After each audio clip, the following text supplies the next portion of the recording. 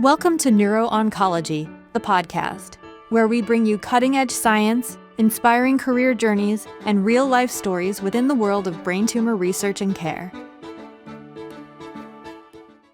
Hi everyone, I'm Maya Graham from the University of California, San Francisco, and today I have the pleasure of speaking with Dr. Suzanne Chang, professor in the Division of Neuro-Oncology at the University of California, San Francisco as well. A giant in our field who presumably needs no introduction, Dr. Chang's accomplishments are too numerous to list, but include leading numerous multi-program projects such as the UCSF SPORE, founding groundbreaking supportive care programs, translational research in novel imaging markers in glioma, and serving as the editor-in-chief of our flagship Neuro-Oncology journal. Her dedication and efforts have been honored by multiple SNO awards, including the Victor Levin Award in Neuro-Oncology Research, the Women in Neuro-Oncology Mentorship Award, and most recently, hot off the presses, this year's Lisa DeAngelis Award for Excellence in Neuro-Oncology Education. Suzanne, thank you so much for taking the time to speak with us today about your illustrious career. Thank you so much, Maya. It's great to be here and have an opportunity to share with you. So I'm just going to start with a jumping off question, which is, how did you get started on this career path? So it hasn't been a very direct route.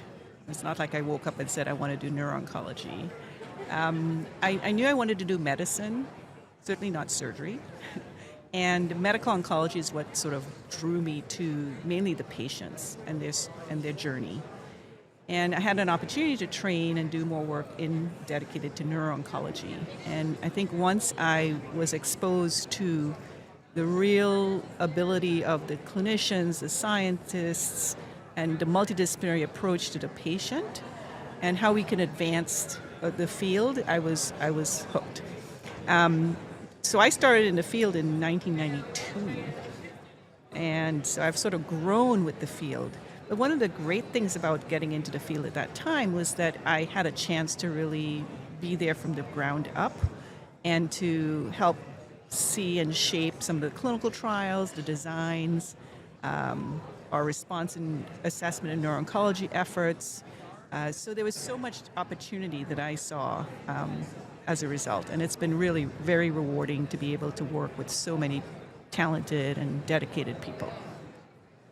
That's fantastic, and I think such an important thing to highlight that sometimes we look back on people's careers and we see this very straight arrow narrative, but that maybe is not actually the way that it unfolded.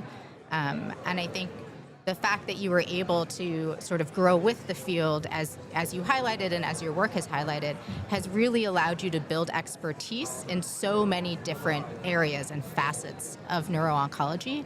And so I wonder if you could speak a little bit more about how you've successfully pivoted between those seemingly very different aspects of the field. Yeah, so looking back, because I thought about this question because you shared some of the questions with me, and I realized that, at first it was all about the patients and the clinical trials. And I know that clinical trials is really important for us in the field because it gives us that hope and the chance that we can do better, the opportunity to do better for our patients. And I think that's why we're all in this field, is to take care of our patients and families as best as we can. But I realized that the creative aspect of the career and what I needed to keep going was very important. And I think the collaborations with scientists is what has really allowed me to grow in that area. So I would call out Sarah Nelson, who was at first a mentor, but then an amazing colleague and friend, who really engaged me with the bioengineering and the imaging piece of it. So they were very good at developing new technologies, but it's kind of like, well, how are you going to apply that to patients? What's the relevance of that for patients? And what I brought to the table was, okay, here are the scenarios. We're seeing changes on scans. We don't know what it means. Is there a way that we can better understand that? So it made the collaboration and sort of the synergy of what we're able to bring to the table all to better what we do for patients. So that's the science piece of it. And then you mentioned about the SPORE, which is the Specialized Program of Research Excellence. And every project in a SPORE has to have a basic science and a clinical partner as co-leaders of the project. And I think that also really ignited this sort of idea of translational science. So I got that aspect of it. And ultimately, I think, later in my career, it's been listening to the patients and the families tell me what they need and what we're not doing well. And that's where the caregiver and the survivorship programs grew. It was listening to the patients and hearing their voice and their needs and reacting to it and realizing that as a physician, as a neuro-oncologist, you have the ability and the power to do the changes. Nurses are great, they're amazing, social workers, incredible, but if you want to make a change for policy, for programmatic change, it has to start with the physicians, I think, to get the buy-in from the institution. And so I took that very, very seriously, working with philanthropy, thank goodness, but ultimately, making sure that the voice of the patient and the family were heard at the level of the institution so that they can support it. Yeah, and I think that you bring up a really important perspective, which is that, it is something that brings us all together, that we want to be doing what's best for our patients, but to be able to take that to the next level and not just be doing what's best for the patient in front of you in this moment, but how can you elevate that in a programmatic way so that we're taking care of all of our patients at the next level, really does take these sort of collaborative teams, but then a leader that's likely a physician helping to drive that effort forward. So you've done so many different impactful things, but now as you look back on your career, what's one thing you would call out as being your most proud accomplishment? For me, it's been fostering the careers of my colleagues. And I don't just say that because, I got the award for the SNY in education. I think when I look back on my sort of younger self, it was to be a teacher. That was the first thing I wanted to be because that was my models with teachers. And I really looked up to them. I really saw how they gave of themselves, and that's what I wanted to emulate. As it turned out, I love medicine, but what's great about academic medicine is you get the chance to see patients and take care of families, but also teach. And so you mentioned about programmatic development. And what I've been proud of is sort of mentoring, like, for example, David Raleigh, who, had an idea for a meningioma program, but like, how do you actually make that happen? How do you span clinical research, basic research, survivorship, a multidisciplinary tumor board, multidisciplinary clinics? How do you make that all work? And so being able to sort of advise about how to do that and to see it happen and to be such a success, those are the kinds of things that just get me really excited. So. I think that for those of us who have the pleasure of knowing you a little bit better is an answer that really rings true and is why you were awarded the award today. I think that you really see your greatest accomplishment as being helping others achieve their greatest accomplishments, and is a very easy transition to my next question, which is that you have been so successful at mentoring and educating others in this space and really helping take their careers to the next level. And how do you approach kind of finding talent and cultivating that talent in more junior members of your space?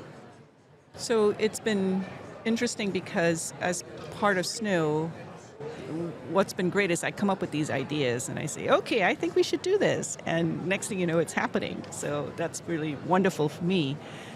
So clinical trials is a big part of what any of our neuro-oncology colleagues need to learn. But, coming from the oncology space, there were formal courses that we took. The AACR ASCO course, clinical trials workshop I was one of the very first attendees and participants in that. As soon as that came out, I was like, I need to be there. And I think having opportunities like that for our colleagues and junior colleagues, early career trainees, is really important. And so that's why the clinical trials course that's hosted by SNO is so important to me, as well as our editorial scholars course. So these are the things that gives the opportunity for our colleagues to apply to. And, when they apply, it's because they're engaged, they're interested, they're enthusiastic. They're hungry for that. And I think when that happens, to me, that just speaks to, my goodness, they want to learn, they want to give back. And I want to make sure that we tap into that enthusiasm for the journals, for the clinical trials. We have an executive leadership training program that we developed with Vinay Pudavali and a lot of the other planning committee members. But that's another opportunity to say, I know a lot of people are going into leadership positions, but they don't have the training. So why don't we give them at least an opportunity to network with each other, learn from each other, and foster that kind of synergy and sort of bringing everybody up. I think that's really beautiful, and I think maybe as humble as you are, de-emphasizes the role that you might personally play in cultivating some of that talent, but really potentially sort of matchmaking between trainees and development programs that might help take the interests that they have aligned and give them the skills to build, to keep growing in that space. And so as we kind of wrap up our conversation today, I guess I would ask you for one piece of advice of how trainees or more junior members of the field that are just starting out can work on finding that combination of what's my passion, what's my niche, and what is the right culture for me to grow as they think about achieving success in our field. I think one of the important things is being true to yourself, knowing your values and knowing where you want to go in terms of your path, and seeking opportunities to ensure you have the skill base, the knowledge, the experience from other mentors, for example, so that you can be successful. I've been doing this for 30-something years, and my worry, frankly, is people who get burnt out. And how do you do things proactively to maintain the passion that you have when you start in medicine and neuro-oncology? And a lot of that is, I think, making sure you have the skill set, making sure you have the connections, the community that you can build on.